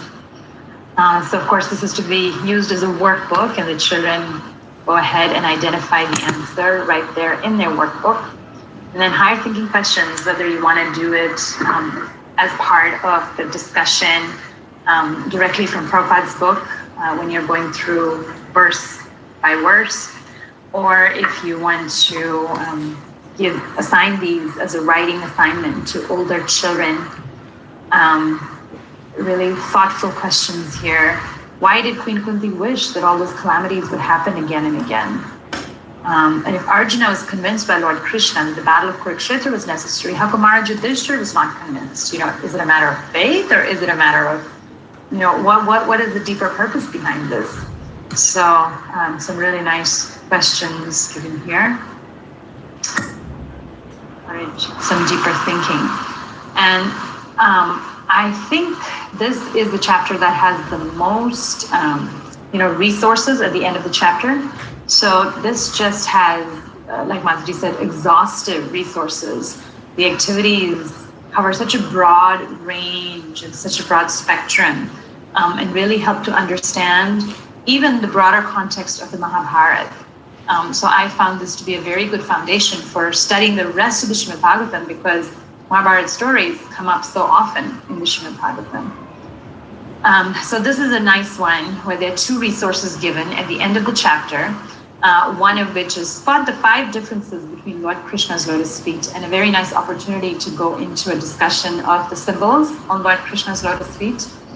And then also matching the picture to the word to identify which particular symbol from Krishna's lotus feet is depicted here. And I just included an example from my son's book of where, they really enjoyed this one. They identified the differences, and then they the picture to the word that describes the picture. This one is a nice one. All the calamities that Queen Kunti refers to briefly, and Prabhupada talks about in the pulpit, are provided in a picture or in an illustration form. And then the child is writing down, so a narrative of what calamity is being referred to. So the clues are these pictures, and then you describe what you remember, who was involved, and how Krishna helped. And, this amazing and totally incomprehensible prayer of Queen Kunti, like Mataji was saying, at the end of all of this, what does she want? Let the calamities happen over and over again. So really helping the child understand, look at the depth of the calamities that she went through. Her children there was attempted murder at every step. And then for her to pray that, it was just absolutely. So, Gopinath's book. And he was much younger. Right now he's 10, but he wrote very briefly. And then I remember at that time, my younger son, Sri Jiva, was even young. Verbally discussed with me. So again, ability to modify this, certainly an older child would be able to write more in terms of what that calamity was. This is a really nice activity that helps us understand the characters or the personalities in the Mahabharata and how they are related. And I liked how there are these rings, wedding rings in the center to symbolize that the person is married to this person. And there's a resource that the child can answer questions that help them then complete the pictorial representation of Queen Kunti's family tree. So how many children does Kunti have? Who's Krishna's sister? Who's Uttara married to? What are the names of the 5 Pandav brothers? And then by answering all these questions really gives to complete that. So when we did this was an older version of the book, so it's split in 2 pages. what I showed you previously is the newer version, the reprinting, which all of these questions are fitted into one page. But here, my children answered, and they filled in, and they filled it in pencil. So a little hard to see, but they filled in all the names of the personality family tree. And then there's an opportunity to understand your own family tree. Complete these boxes to write the name and the relationship, and then draw it out on this tree. And actually, what was really interesting was that some of the people in our family, we hadn't even discussed the names. Like my grandparents, we hadn't even discussed. My children didn't even know the names of those people. They know the names of my parents, and they only know them as Nani and Dadi and Dada and Nana. But this really helped us kind of get deeper into, okay, what are the names and personalities, and then depict it in pictorial form in a tree. So, exercise. Queen Kunti biography. Write a biography of Queen Kunti. A biography is a written account of the series of events that make up a person's life. So the first task that's encouraged is to research Queen Kunti's life in detail, and some prompts are given, and then to go ahead and write out the biography, add illustrations and a cover to make the biography complete. So this is a really nice activity, perhaps for older, but with younger children can and also some very nice exercises that are working on the child's grammar and English language art abilities. This one talks about completing sentences given some sentence started. Okay, I just wanted to give you a little glimpse of what's in the books, and you get an idea. This is chapter 8, canto 1, by the way, Queen Kunti's prayers. There's another section which talks about her prayers. You can fill that in, and so this way the children easily can learn Kunti's prayers, basically. Anyway, so this is what I have to present. So you can teach science, especially through Srimad Bhagavatam. Very important to study Srimad Bhagavatam and learn science through that, right? And Prabhupada argues that so strongly, where he refutes all these modern theories, the Big Bang theory, the chemical evolution theory, all this Prabhupada refutes in purport after purport. He challenges, and they are so strong. I mean, kids reading Srimad Bhagavatam, nobody can ever blindfold them, or they cannot be misled. That's the wonderful thing about reading Srimad Bhagavatam.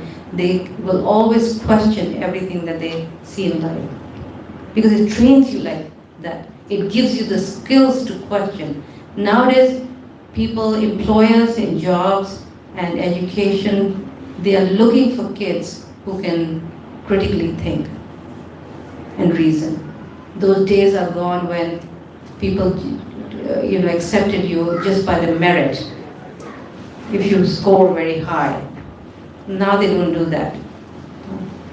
They want to see your ability to be able to take a problem and give good answers, critically think about it and give good solutions for it. And that kind of training is needed in today's world, to be able to think and reason, take a problem, examine it critically, synthesize it, organize it. And these skills are clearly found in Srimad Bhagavatam, right? Because every story is like that. Same thing with these theories. I mean, Prabhupada really, does such an amazing job about that. The chemical evolution theory. He says, what proof is there that life came from chemicals? That life came from chemicals. Chemicals come from life, he said. Right? He said, lemon comes from a lemon tree. The tree has life in it. It's growing, right? Our body has so many chemicals. It's because we are alive. That's why it has chemicals.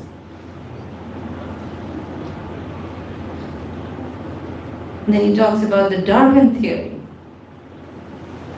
How can something higher come from lower intelligence? How can man come from monkeys? It's not possible. It's not possible that one generation to another generation can lead to a new species.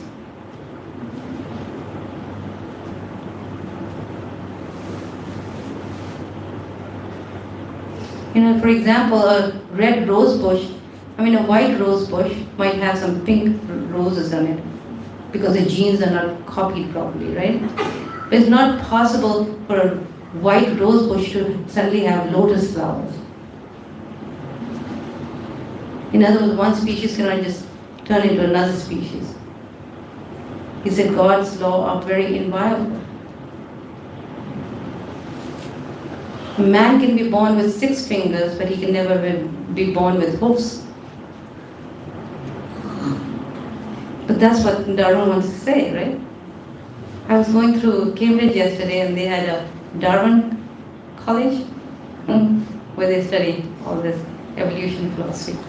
So there is evolution, but it's evolution of the consciousness. All species appear at one time, simultaneously, according to a karma. Anyway, so much can be said. If people having sexual association now is a big problem, right? In today's environment, the best way to learn about that is through Srimad Bhagavatam. Because there's so many stories. The difference is, which is highlighting the sexual relationships between man and woman. The children understand this is a fact of life. But the way Bhagavatam presents is that how when you use it for pleasing Krishna's pleasure, you will have, this is the result you get. You get beautiful children who you can raise as devotee children. But if you use it for sense gratification, this is what you're going to get. Results are terrible. We see that in the story of Diti, we see that in the story of Puranjan. So Bhagavatam puts everything in the right perspective.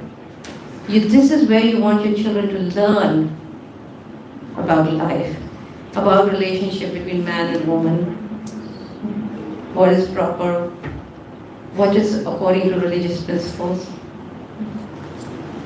what is regulated enjoyment, and things like that. If you don't give this foundation from Bhagavatam, they're going to get it anywhere. And that's where you don't want them to learn. When they understand. My children went to Oxford. One time somebody approached my oldest and he says, how do you manage here? Beautiful girls, this, that, And he said, well, when anybody approaches me, any girl approaches me, I always think, is she going to be my future wife? Because the child is trained, okay? This is the proper way. You don't have illicit sex. You don't go after people without going through a proper sacred ceremony.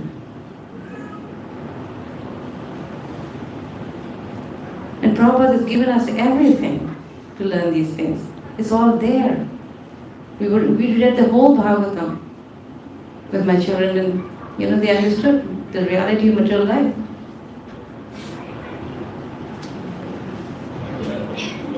Prabhupada said, Bhagavatam covers every psychological situation in the world.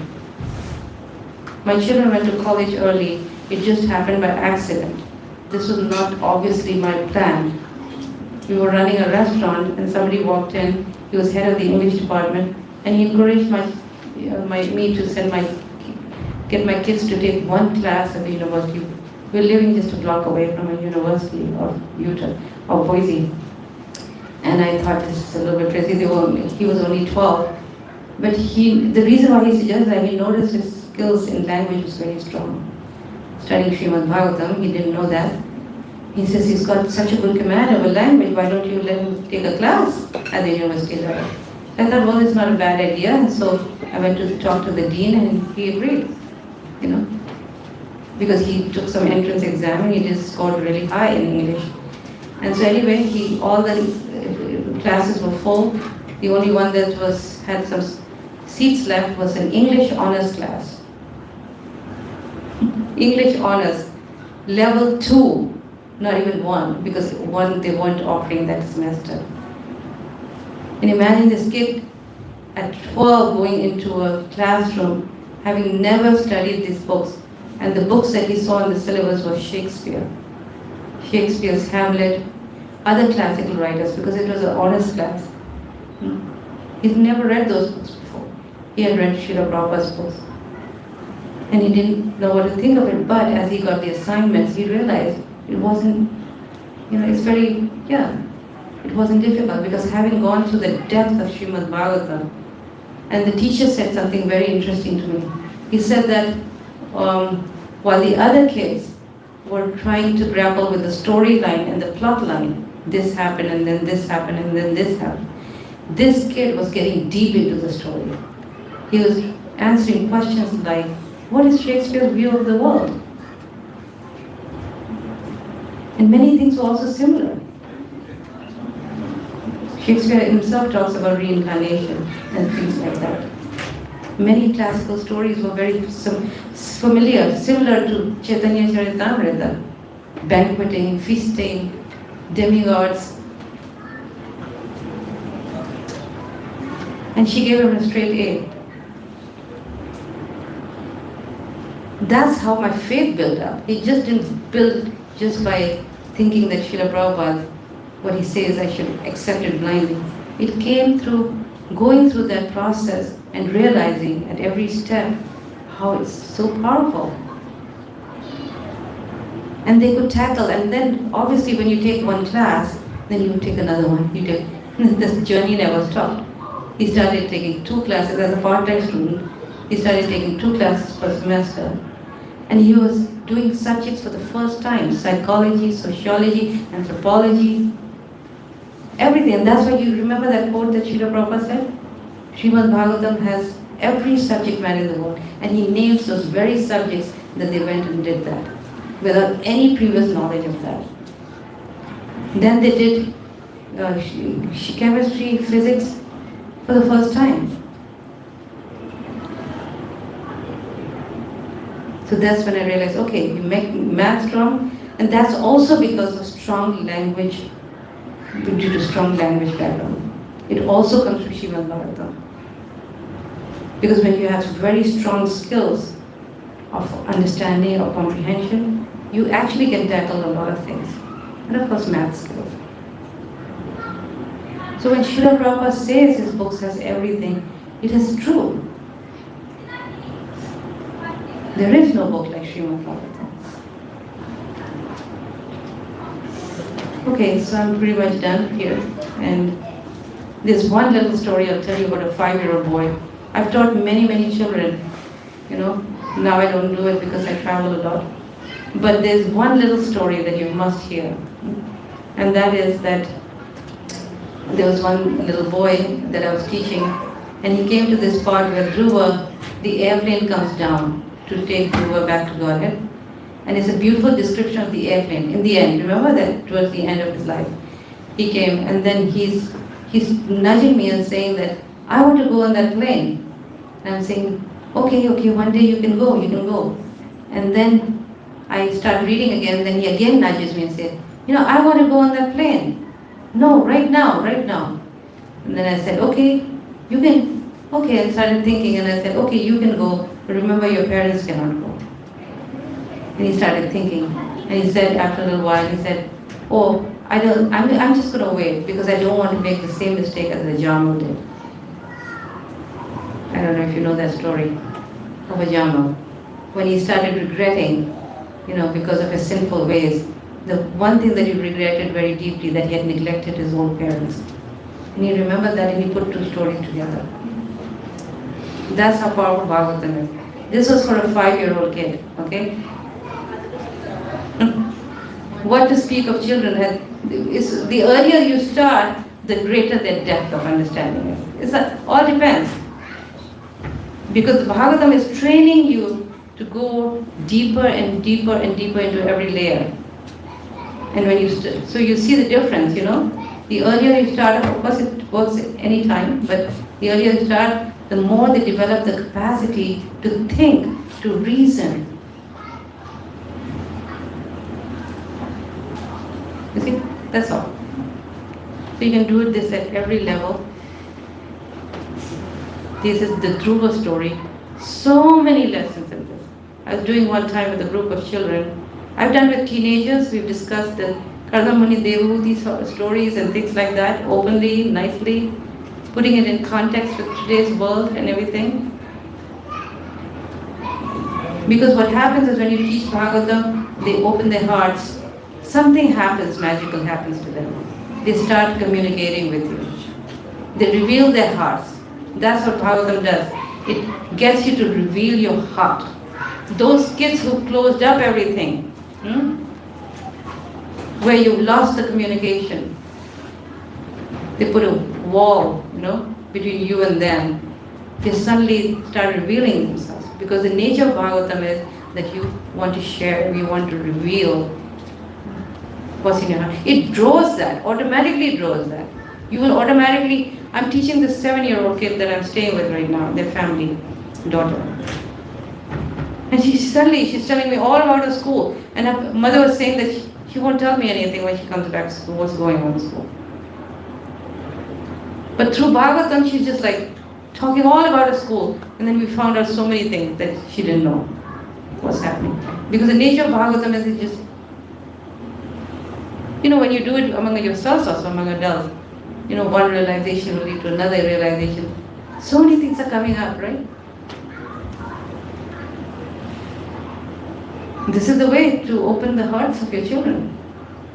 Just by reading Srimad Bhagavatam, our bond became so strong. We are just like friends, really good friends, So here it is. Preaching is the essence. I've already spoken a lot about you, how important this is. Festivals, temple programs, so important for our children. Vacations, there's nothing that children cannot do. They can have, within Krishna consciousness, they can do anything. You can take them on hiking, national parks, but it's the consciousness, how we approach it. What do you do when you go on vacation? We used to go in a hotel, stay in a hotel, cook a khichdi there in a little pot, offer it, do a morning program, off we would go on the hike. This is how you deal with it. They're not feeling, so they don't feel deprived. It's what you do once you get there. You can make everything wonderful and Krishna conscious. Give them the joys of Krishna consciousness. Give them this. Thank you very much. I don't want to keep longer. What time is it? Yeah. Is this the best time? Yeah. We're past the time, right? Yeah? Hare Krishna. Does anybody have any questions or comments? I just had a quick comment. Yes. Thank you so much. It's such a, you raised so many important points. But our community already benefited from your work so many years ago, because a devotee called Ajay Govinda Prabhu, Oh yeah. about 18 years ago, he used to stay kind of around here because he was at Oxford at some time. So he used to come and give classes when we were a very small, we weren't even a community, just a small group of us, and he used to come and visit. So thank you so much for Thank you. creating that for us. Yeah. Yes. Any other comments, questions? Yes. Just a quick one. Would you recommend reading the comprehensive guides alongside the Srimad Bhagavatam or reading it before? It depends how old your child is. For a small child, obviously, he won't be able to go through Srila Prabhupada's books, so you go directly here. But for an older child, you can read the translations, take turns reading the translations, and then use these guidebooks for activities. Okay? So, yeah, it's for different people from the age of 6, 7, in some places they're using it very early, and all the way till 18. There are adults who are using it. There's sannyasis who are using it for the Bhakti Vaibhav course. So these books are, they used by every people, all types of people, because it makes it very simple, but also very, thought-provoking and all that. So we have these 6 cantos in one set, and that comes along with this book on parenting. Even though it's saying homeschooling is all about parenting, the tips and techniques, and it was published by BBT actually. So that comes along with the 6 sets, and it's 75 pounds. On Amazon, you can get it for twice the amount. So we are able to do that. When I travel, I do this. I try to get it from my publisher in Delhi. But on Amazon sells it a lot more. So if you're interested, I have 13 sets today. And this is my last seminar. I've been in London doing this every weekend, every Saturday, every Sunday, every Saturday. So now I'm leaving to go back. So this is my last one. So I have like 13 sets left, if anybody is interested. And I also have Gita. Now Gita, they didn't bring all of them, but there's 3 books like this. And that covers all the 18 chapters. Okay. So these are now being recommended for Bhakti Shastri, Bhakti Vaibhav. These degrees are such that they don't need to take again as adults. Okay? It's not like, okay, you do Bhakti Shastri for children and then later on you do it again. No. They are based on the standards of the ISKCON board. We have to fulfill all the standards. So they're based on that. But that's only if you want the degree. It's not just for the degrees. People are using it not just for degrees. They're using it in schools and stuff. So anyway, so the boxes are all there. We just have this one set here. But if you're interested, you can have this. Thank you very much. Hare Krishna. Very interesting.